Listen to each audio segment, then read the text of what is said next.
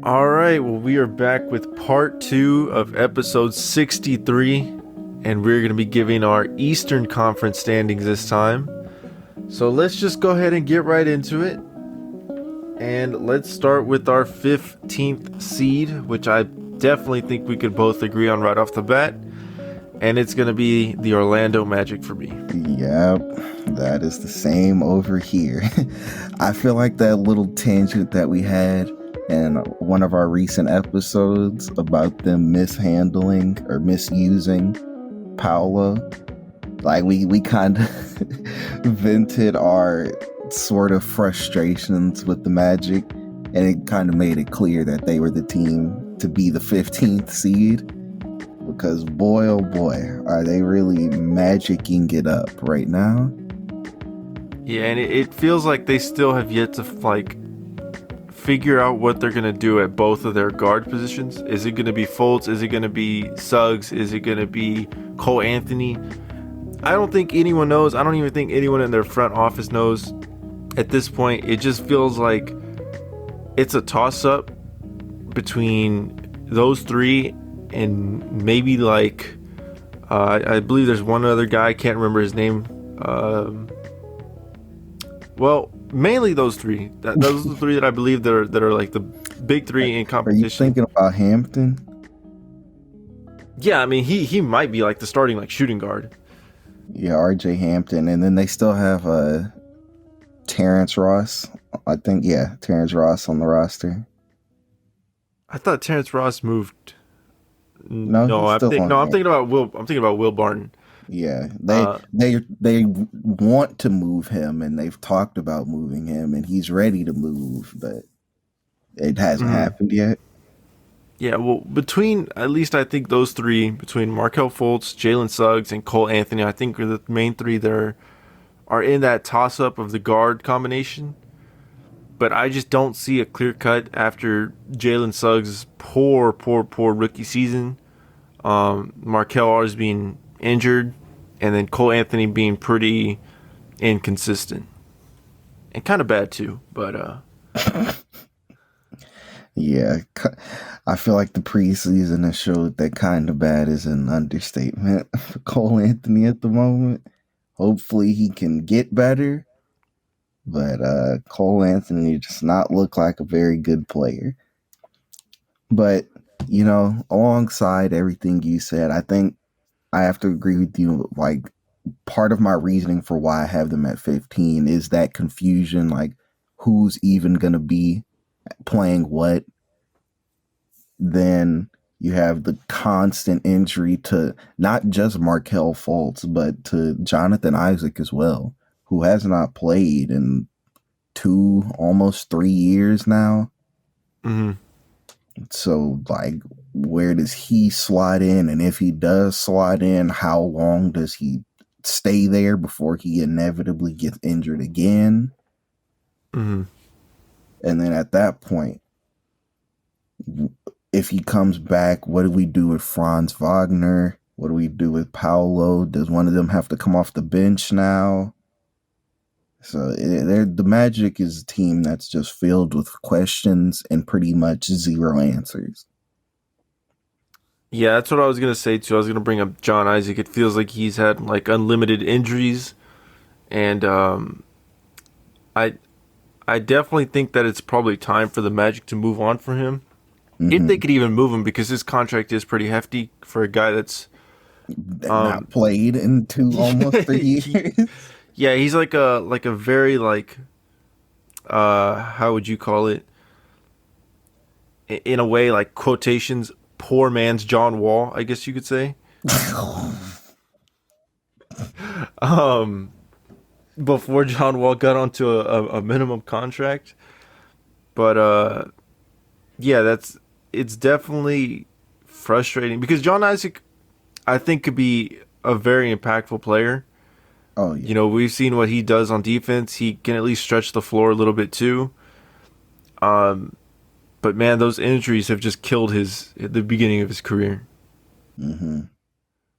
But yeah, let's go ahead and move on to our next team. At 14, I have the Pacers. And I also have the Pacers.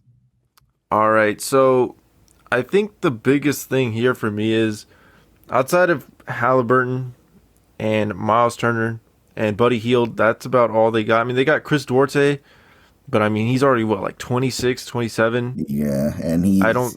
he's pretty inconsistent himself. Maybe he gets it together this year. It was just more of like rookie issues, but yeah, Chris Duarte, like you said, he's already pretty up there in age.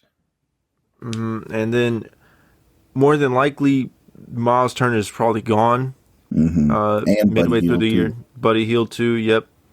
So outside of Tyrese, they don't really have anything. They have. Let me pull up this roster just to be sure. I'm not skipping over anyone notable. I know. I think he's a rookie. He's either a rookie or a sophomore. I'm pretty sure he's a rookie though. They the Ben Matherin guy that they Oh yeah, have. Benedict Mathurin. Yeah, he Yeah, was drafted this year. yeah. Okay, he's gonna be a pretty bright spot for the roster, at least based off what I've seen between summer league and preseason. Yeah, they have a pretty lackluster roster. They got Jalen Smith. I guess would probably be like one of their better players on the team. Mm, Just saying, something. I guess, and yeah, that something is pretty bad. it's saying that it's clear what direction their roster needs to go. Yeah, so at least it feels like the Pacers have finally bought into going into a direction because Hmm. we've always talked about they've always been that mediocre team. Hmm. So finally, it looks like they've decided on let's go ahead and fully rebuild. Yeah, I think the only problem is that they need to hurry up and get rid of Miles Turner and Buddy Hield if they want to commit to that. Hmm. Yeah, I definitely agree. It's because I mean, Miles Turner by no means is a star, Hmm. like a real superstar, But but he's he's too good definitely to try and rebuild with. right, exactly. And same thing with Buddy Hield. He's not a star, but he's a good piece to a team that could win a championship. But definitely don't want him on a rebuilding team. Hmm. I think that's really it for the Pacers for me. You got anything else for the Pacers? Yeah, no, nothing else. I think we covered everything, so we can move to 13. All right, at 13, I have the Charlotte Hornets. At 13, I have the Pistons. All right, so go ahead and give your reasoning on the Pistons. Okay, my thing with the Pistons is I don't think this year is the year that Cade takes a jump. I think he might still have another year in his belt under. Well, he might need to get another year under his belt before he really catapults to who they expect and who most people expect Cade to become. Plus, you have Jaden Ivey, who's probably going to be getting big minutes. He's a rookie, so he's going to need to get acclimated. I think Sadiq Bey is going to be a very pivotal contributing piece for them that keeps them closer. Because the way that I'm looking at it with them at 13 is that it's more 14 and 15 are like a set really low. And then the Pistons are kind of bunched up with the three teams I have above them. So I think Hmm. Sadiq Bey will probably be a big part of that, as well as Isaiah Stewart. He's proven himself to be a really good contributing player in the league as well. And then I also think that them not having Jeremy Grant anymore, obviously he wasn't as like great of a player as it sounds when I say that, but nonetheless, he was an all-star caliber guy for them. Right. So, I have the Hornets at 13, just Hmm. because when you look at their roster, they don't have much. I know I've said that for quite a few teams, Hmm. but when you really take a deep dive into this roster, like they have LaMelo, they have Gordon Hayward, and Kelly Oubre as like their big three. I mean, unless you want to count PJ Washington or Terry Rozier as one of Terry their big three. Roziers, he's definitely in there too. Okay, well, a big issue that I still haven't seen addressed is their defense. Hmm. They've done nothing to improve their defense. They've lost. I can't think of his name. Miles Bridges.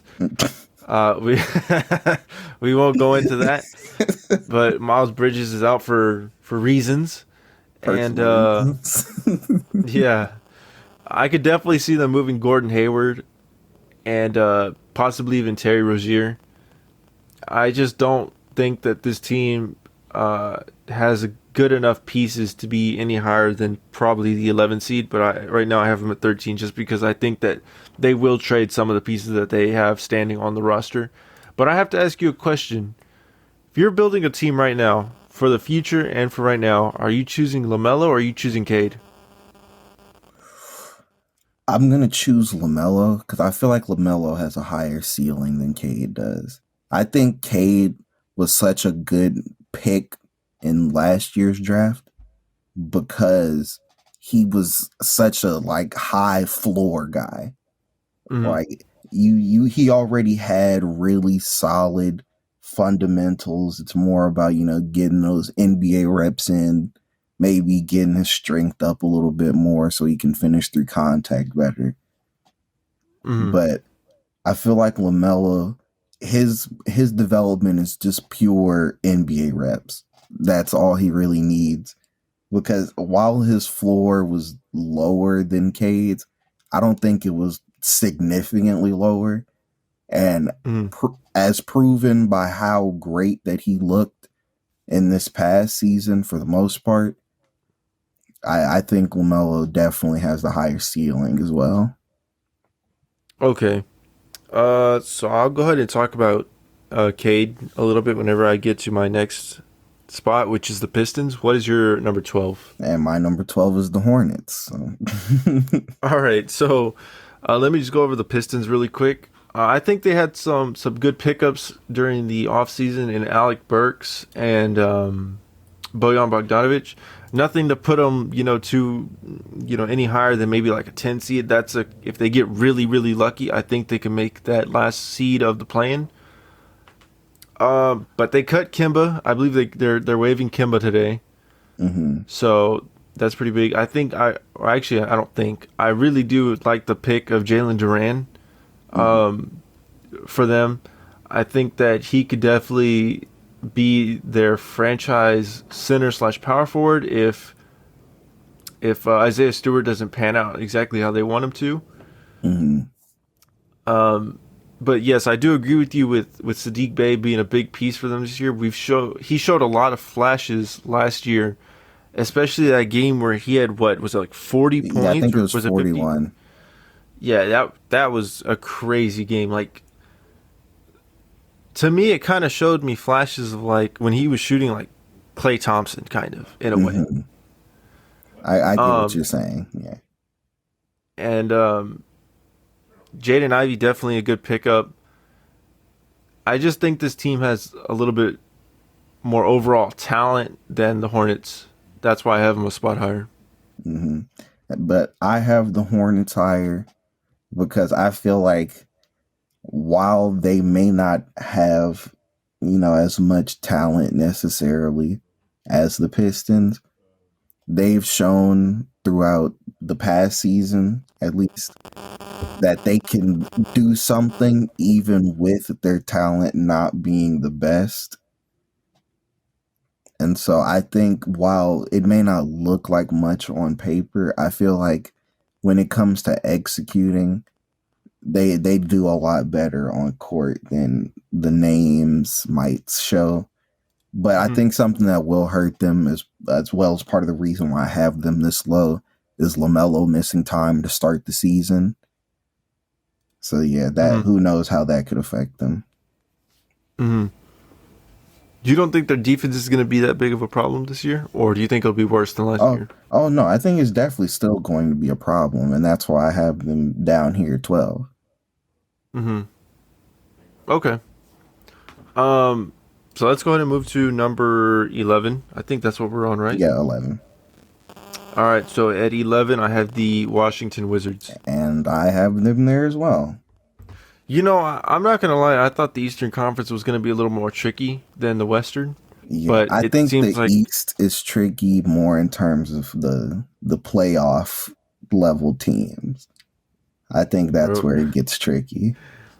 my top. I'll tell you right now, my top four can literally just be rearranged in any way, and be like, all right, that sounds about right. I, Um, I can but see yeah, that with mine too. to the Wizards, I think Bradley Beal is all in at the money. At this point, it doesn't seem like he ever wants to win a championship. Yeah, But I think it's clear that legacy is pretty much non-existent in his vocabulary. yeah,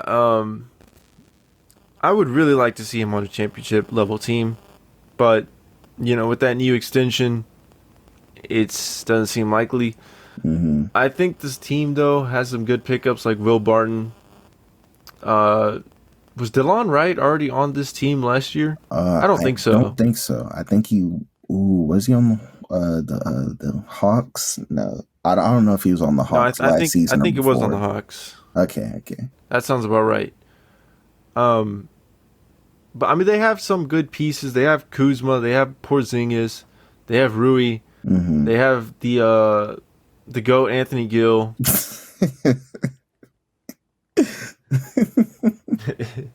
If you've listened to some of our episodes, you'll know the whole backstory on that. But yeah, they have some good young pieces too, like Corey Kispert, Denny Advia, and like I said, Rui. But nothing much here that puts like at a low tier team that's bottoming out or a team that's competing to get a real shot at the what do you call it, the playoffs. Hmm. And So you've pretty much said everything that I would have said about this team. They have good solid pieces, but not enough to really seem like they're going for the playoffs, and not enough to seem like they're tanking for Wimby. So I think that they're gonna now be forever, or not necessarily forever, but they're now kind of solidifying themselves as another one of those teams that's content with wallowing in that mid-range area where they're not bad enough to get top picks, but they're not good enough to actually win anything. they're the new Pacers, basically. Yep. They swapped spots with the Pacers. I mean, Let's but the go ahead. difference is that the Wizards were already here before too, but now it's just them. The Pacers finally made up their mind. The Wizards are still like, we don't know yet. Um, let's go ahead and move to number 10. Hmm. The 10 seed, I have the New York Knicks. And I have them there too. All right, so what's it like? No, never mind. That's only been two in a row. I forgot we had the Hornets and Pistons. Yeah, we got the Hornets, but I mean, excusing that one, because at the end of the day, they were just swapped. Mm-hmm. That's 4 out of 6 that we have the same, and then You two that were might as practically well. the same. Yeah. Might as well. Yeah. So with the Knicks, they have no real star power. Yes, the Jalen Brunson signing was good, but he's definitely not a guy that should even be your first or second best player on your team. Uh, Julius Randle is a fluke. RJ Barrett, unless he takes a really big step this year, just seems to have kind of plateaued at this point in his career, and that kind of sucks to say because he's still really young. And I'll be the first to say it. I don't see it. I don't see this large monumental potential in him that'll launch him up to a perennial all-star level guy. I don't see it. I really don't. hmm if this is it for him, if this is like his level, I mean, outside of him, your best potential, I guess, stars you could say would be like Quentin Grimes or like Obi Toppin, and that's or Emmanuel Yeah, Quickly. that's that's scary because I see Emmanuel quickly basically turning into the new Jamal Crawford slash Lou Williams hmm and Obi Toppin. I really wanted to believe in him because he was a pretty exciting guy coming into the league, but I don't know if it's the Knicks organization or if it's just him as a player, but he's just not panning out the way he was projected to. I remember on draft night, I said, watch out for Obi Toppin being a dark horse in rookie of the year. And man, did he let me down. He let me down so bad. Um, yeah, I don't even know how they're going to use Cam Reddish this year. So this whole Knicks roster is very confusing because they have like a mix of old and young that have or deserve the same amount of playing time as each other. Hmm. So I don't know. I just think they have too many question marks around this team to be any higher or lower than like the 9 or 12 seed. Exactly. And I think the thing that really solidifies how awkward this team is at the moment is that I recently saw a video like of Derrick Rose come across my either Instagram or YouTube feed. And as I watched it, I was like, man, is Derrick Rose on a roster, man? Somebody needs to pick up D Rose. Completely forgot that he's on the Knicks. Sadly, he still is on the Knicks, yes. Yes. Um all right, so let's go ahead and move to number 9. At the 9 spot, I got the Atlanta Hawks. At the 9 spot, I have the Chicago Bulls. All right. So go ahead and give your reasoning for the Bulls. So my thing about the Bulls is that when they have Lonzo, they are a really, really good team. But with Lonzo slated to miss a good portion of the season, or at least of the beginning of the season, that's definitely going to hurt them a lot. Zach LaVine and DeMar DeRozan, I think they're great. They're going to do what they're going to do. Alex Caruso is going to try his best to be that defensive anchor, at least on the perimeter. But he's one guy. He can only do so much. And Patrick Williams, he'll Mm-hmm. definitely help out there too. But then I mean, look at the rest of the roster. Vucevic isn't much of a defender. Derrick Jones Jr. is about an average defender. And then they have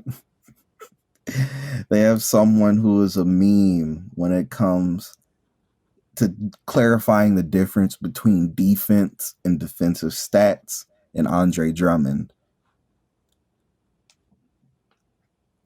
So for me with the Bulls, because I'll go ahead and talk about the Bulls. I have them next at the 8 seed. Mm-hmm. Um, I think you're spot on with the Lonzo point. Mm-hmm. Is there even a timetable for his return? I'm not sure. I know that a report recently came out saying that they found out what the problem with his knee was. There was some bone fragment left in there that they had to clear out. And so now he says that his knee is feeling better. But I can't remember if there's an actual timetable. I just know that it was weeks. Hmm. So with missing your point guard, your star point guard, I'll go ahead and give him star. Mm-hmm. Um, that's huge. You also haven't fixed any defensive issues, and Exactly. I thought of a trade right now that I kind of want to get your opinion on. Mm-hmm. Vucevic and Patrick Williams for Miles Turner. I like that. I actually like that because I believe that Miles Turner can kind of fill the role of the both of those guys in one player. Hmm. But I feel like without a doubt, Miles Turner is definitely better than Vucevic. Hmm. So yeah, I really like that. It would really suck for them to lose Patrick Williams. But hey, if that's what they got to give up, then do it. Yeah, I definitely think so. Especially if you're getting another year another year of Demar like how you got last year. Mm-hmm. I definitely think you have to sacrifice the future assets of your team for a win now situation. Mm-hmm. And I think a really big thing about that is Miles Turner is a really great pick and pop guy, which although Lonzo's not necessarily the best in the pick and roll because he's not much of a finisher, I think still having that option with Lonzo will be really good because Lonzo will hit him on either Mm-hmm. one. Mm-hmm. So let's go ahead and talk about the Hawks real quick because I also have them at At I had 9. them at 9. Mhm. Yeah.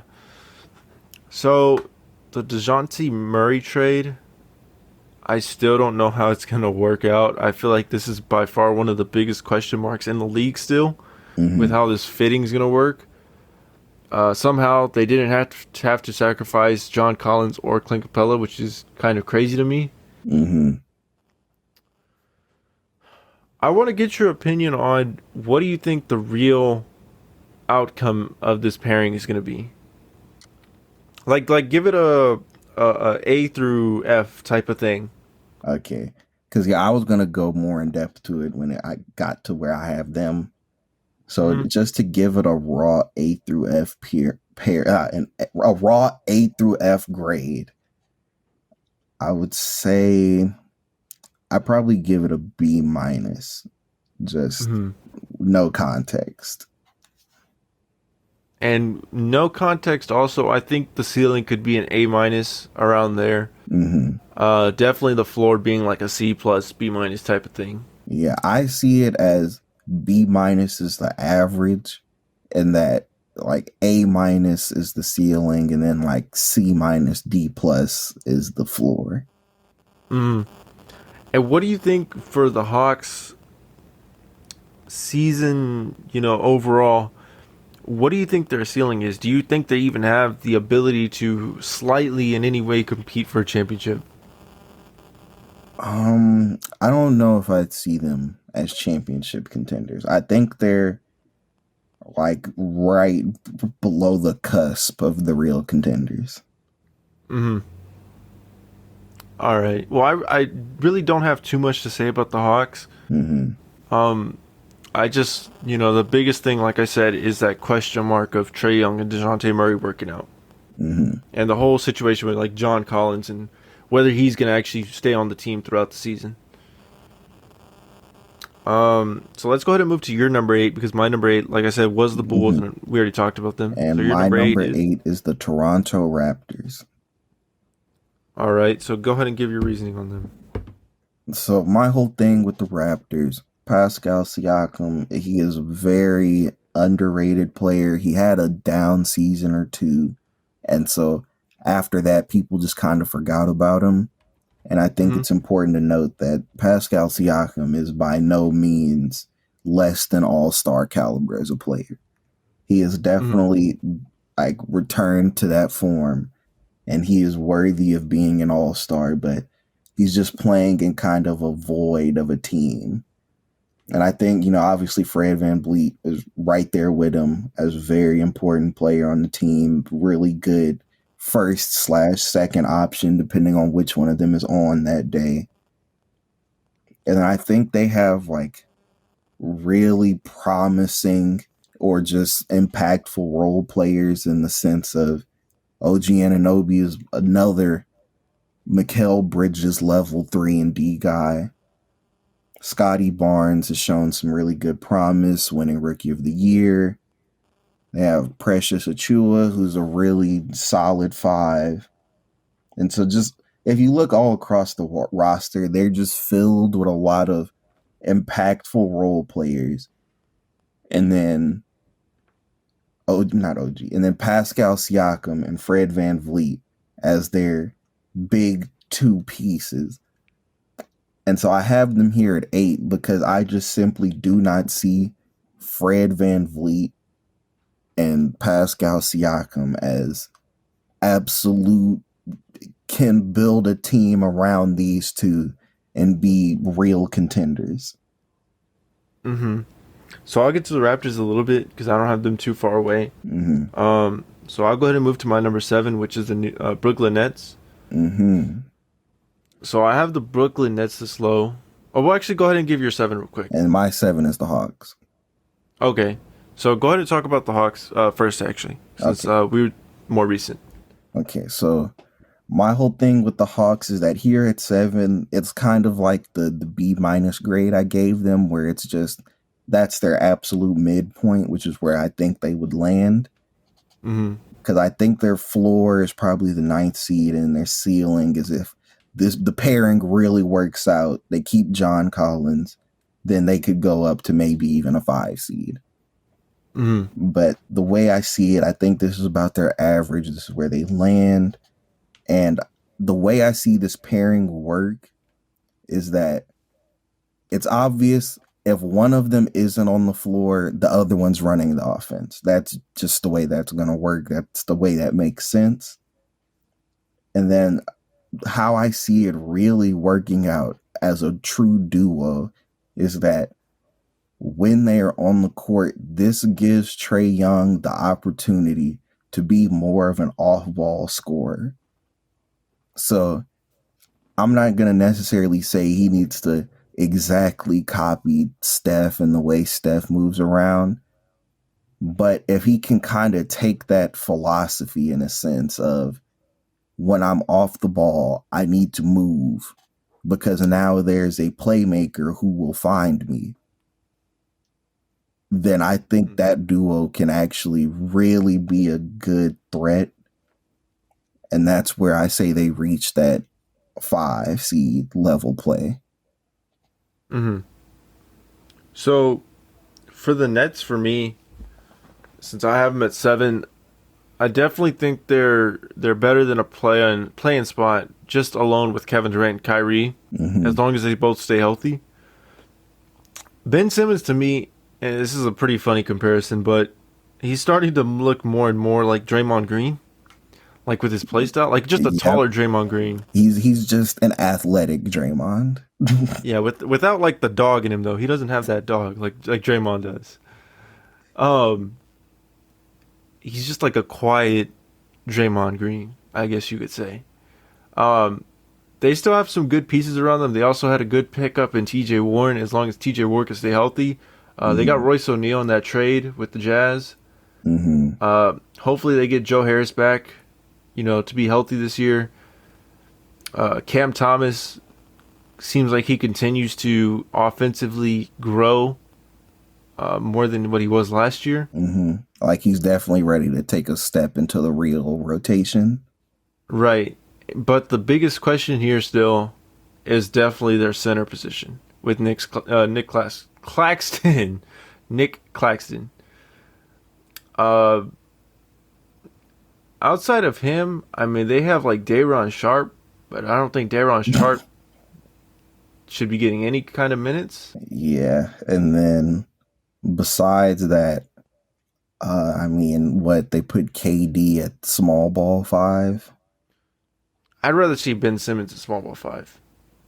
Use him as like a zero offensive skilled Jokic, I guess you could say.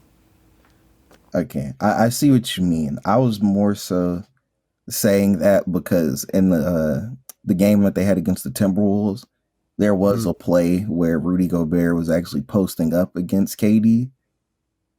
And so that's what I assume that's what they're doing with him, is that they have him as a small ball 5. Oh, okay. I see what you mean. I mean, either way, they're obviously built to play that position. But I don't know. I think the biggest question here is this team even championship worthy? I still have to say no. Yeah, I don't think they have championship level coaching. I really don't feel like this team has anybody with the mindset to lead them to a championship. That's exactly what I was about to say. I don't think they have championship leadership anywhere on that team. Maybe like Patty Mills, but like that's it. Yeah, I don't think that counts as real leadership. I think we have to go into a real argument one day about Kevin Durant and his legacy. Okay, we'll definitely have to slate that on the schedule somewhere. But let's go ahead and move on to number 6. And who do you have? And number 6 is where I have the Nets. And number 6 is where I have the Raptors. So you go ahead and go number into the Nets. 5, Well, no, we just talked about the Nets. There, we pretty much Okay, covered well, everything about them there. Yeah, okay. Well, I didn't know if you wanted to go into the Nets a little bit more and it's too. like, oh, is there anything you have to say about the Raptors? Then No, not really. I think you covered it. I just think they're more like one real star piece away from being back into that low to mid tier championship contender teams. okay, That's really all I have to say. But let's go ahead and get into number five, which I have the Cavaliers at. and that is also my number five. All right, so obviously Donovan Mitchell, huge, huge, huge pickup. How it'll play out, though, I definitely think it'll play out better than Trae Young and Dejounte Murray. Yeah, I can definitely see that. Um, but the question for me is, will that like, even though they lost, Larry Markkinen, how will their like rotation of bigs work? I guess you could say. I'm guessing their starting lineup is going to be Garland, Mitchell, Cora, possibly Coro, and then I think Mobley and Mobley Allen. and yeah, Mobley Allen. And I think that should work fine if Mobley has been working on his shot and he can really hit those threes consistently. Because then Mm-hmm. at that point, okay, yeah, he's your floor spacing big. And then Allen's Mm-hmm. your traditional big. So there shouldn't be any problems there. And then you got off the bench a combination of like Rubio when he's healthy, Levert, Osman, Love, and Lopez, I guess. Mm-hmm. And then you still have a couple of guys, like backup guys like Dean Wade and Raul Neto who are at least serviceable in some way. Mm-hmm. I think this team is pretty well rounded. I just don't think they have the experience yet to go deep into the playoffs. You see, I feel like that's what Donovan Mitchell provides to the team. It feels weird to say it since he's only like, what, 24, 25, somewhere around there. Mm-hmm. But yeah, I think he, alongside Kevin Love, obviously, could be the ones to really rally the team and show Mm-hmm. them what mindset, what kind of philosophy you need to have in order to really make those deep playoff runs. My concern with the team that keeps them out of that top four level play is the fact that their perimeter defense is going to be a problem. Okoro is a really great defender, so don't think there's any concerns there. But when it comes to a backcourt duo of Darius Garland and Donovan Mitchell, I don't see that getting very many stops. Now, obviously, Evan Mobley and Jared Allen will erase plenty of those issues at the rim. And then having Mobley, who can come out on the perimeter a lot more, will erase the issues that Donovan Mitchell had with Rudy Gobert as I the was a, yes. I was about to say this feels very funny because Donovan Mitchell basically went from one perimeter, like terrible perimeter team, to another, and basically has his anchor at center, very similar to Rudy Gobert. Yeah. It's like the only difference is this team has Mobley too. So he can do both. Right, and this team I think is just way better than any Jazz team that was Oh ever yeah. Oh assembled over yeah. the last like Way 4 years or more 5 years. yeah. Mm-hmm. I don't think anybody on that team is living up to Rudy Gobert. Obviously, it's a pretty tough level of play to live up to. We're talking about a 3-time DPOY, but I mean, outside of that, when you look at the rest of the guys that were ever on the Jazz roster with them, I think every other name in the starting lineup, except for maybe Isaac Okoro, is surpassing every other player they've ever had. Right, I totally agree. All right, well, let's get into our big four because these four teams right here, like I said earlier, can definitely be mixed around anyway, and I'd Mm-hmm. be definitely okay with it. Um, all right, so number four, I have the Miami Heat. That is also where I have the Wow. Heat. That's All right. funny because I want to go ahead and get mine out the way because I was just going to say that I had literally no conventional or rational explanation for why they're the lowest out of this four. It's just simply, I feel like every other year has been an up or down year for the Heat. Like, I feel like they have a really good year and they have a really down year. Then they have a really good year and they go back down. And so, since they were a conference finals team last year, I feel like this is their year where they, I don't know, they get like eliminated in the first round or something. I also don't really have a good reason as why they're the four seed out of these four teams. I just think when you look at this roster, it probably has the least amount of talent on it, like overall. Mm-hmm. I think their other forward position is questionable. You think that's probably their biggest question mark? Oh, Are yeah, you starting Caleb Martin or are you starting Max Strus or what are you doing there? Kyle Lowry, I'm sorry, but he's borderline washed. Yeah, he's really struggling to be a contributing player, or at Tyler least Hero, contributing oh, at the go ahead. level that he should be. Sorry. Right. Tyler Hero, I think, got way overpaid. For sure. But somehow, this Heat team still finds a way to be in that top four, top five over the last couple of years. So I can't count them out. Yeah, and I think that's really just built off the nose of their defense. The Heat just, they cannot seem to ever erase that elite defensive identity that they've been known for as far back as the D Wade days. It's something about just the culture of that team breeds elite defense. And then, I mean, when you still have Jimmy Butler and Bam Adebayo as your two main pieces, yeah, you're bound to have an elite defense. I still think they're championship contenders, but I definitely think they're in that lower tier of championship contenders. Yeah, I think, yeah, like the best way to word it for me would be they're championship contenders, but they're the underdogs of the championship contenders. So even though I have them above the Cavaliers in the standings, I think the Cavs have a better shot at the championship just because I think the Heat will obviously be more gelled as a team throughout the regular season than the Cavs. But I definitely think the Cavs could overpower the Heat in a 7-game series. So let's go ahead and move to 3.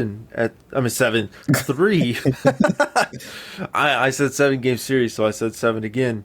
But number 3, I have the Boston Celtics. Number 3, I have the Milwaukee Bucks.